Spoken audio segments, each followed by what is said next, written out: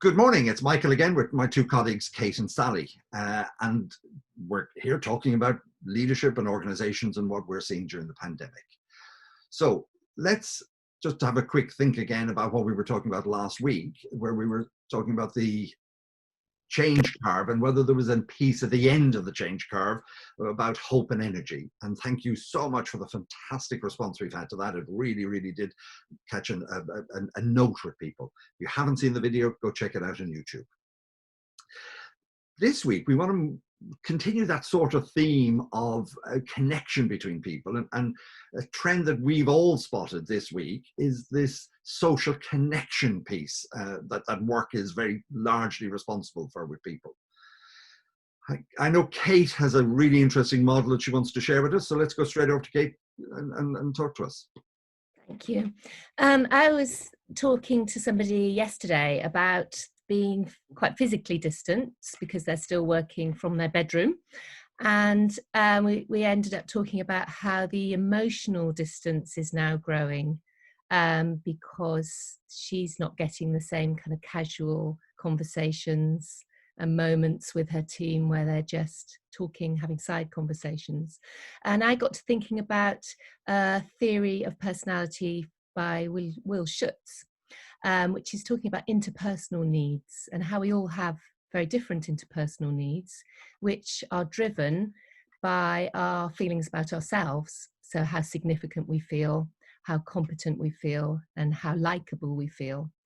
So I was just thinking about, probably regardless of our personalities, we all have needs to be met interpersonally. So people need people.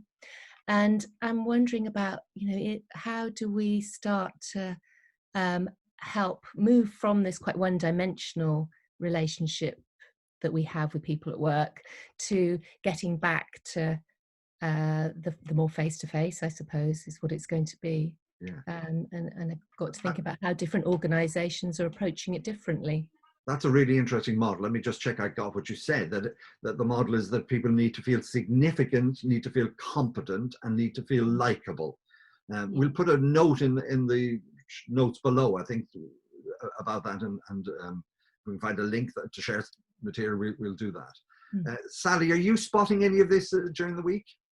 Yeah, very much so. In fact, I was running a webinar with an organisation yesterday, and the feedback that I actually had from the group there was that they are really missing that emotional connection that they have with other people in the office. They talked about huddles that they were having before lockdown once a week, which just for 10 minutes gave them the opportunity to come together and talk about the progress that they were making with projects and to help each other out and to look at risks, and they miss that. But they also miss that just walking past somebody's desk, that ability to be able to say, hi, how are you? What's going on? Or even to say perhaps that something's not going so well for them. So does somebody have any ideas to help them? They're missing those micro conversations, those side conversations, if you like, that they're just not able to have because we're all working so isolated from home. So I'm very much seeing that same feedback, a real dip in people's energy and motivation. I think that's what I'm really, really seeing. Yeah, I picked this up a number of weeks ago with a colleague of mine based in London who was missing his colleagues. He said, I really miss looking up from my computer and chatting to my colleagues, sitting next to me in my pod.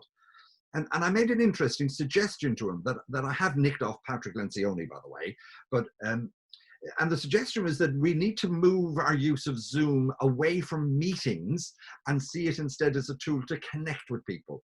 So what I suggested he did was that the next day, just open Zoom for an hour between himself and his colleagues, not to have a meeting, but just to be there and see what happens. And he came back to me the next day and went, that really worked. That instead of us using Zoom for meetings, we just every couple of minutes looked up and said, hey, Jane, what have you done about? And where are you up to it? And he said, just for that hour, it felt lovely to connect to people. And he also said he felt a lot more productive during the hour. I must check with him if he's still doing it, actually. That would be good action for me this week. Yeah. What are you seeing in terms of good tips for people, Sally? Yeah, so interestingly, the team that I was with yesterday was saying that they've got a real concern over the overuse of technology. They're really struggling with having MS Teams, for example, switched on all day and then being quite exposed from a meeting perspective, having far too many meetings. It's the micro connections, the emotional connections that they're really missing.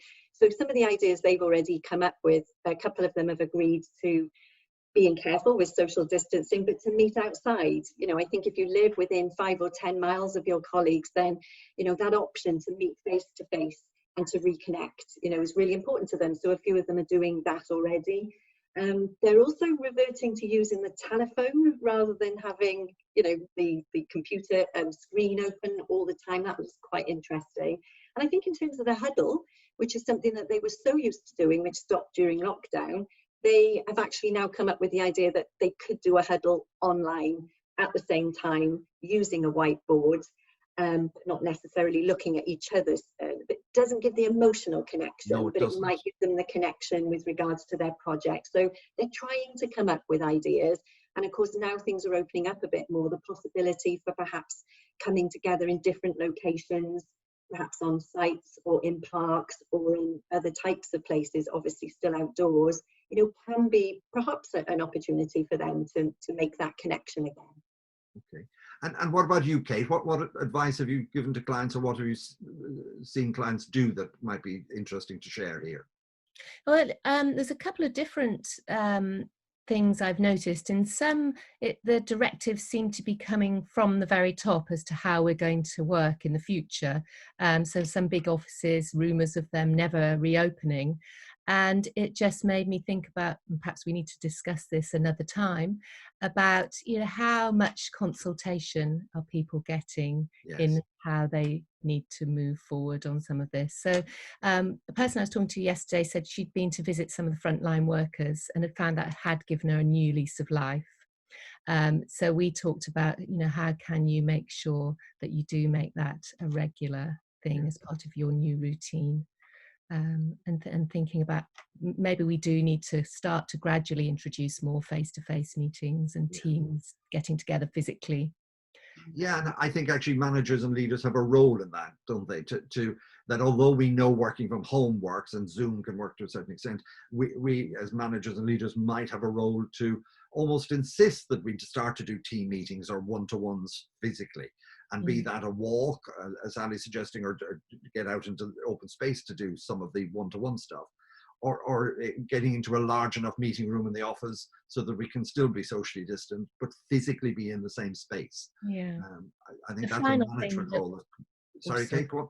The final thing that we talked about was actually we are where we are. And so there is some coming to terms with this new approach and knowing, you know, what we need. So back to that whole interpersonal needs thing. So understanding how we can get our own needs met through that self-awareness and support from your colleagues and coaches and managers.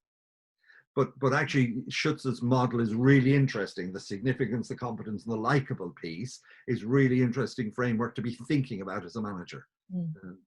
So there we are, folks. That's our thoughts on what we're seeing and observing this week, and hopefully some good suggestions and tips for you to take back. Let us know what works for you. Take care, and we'll see you again next week.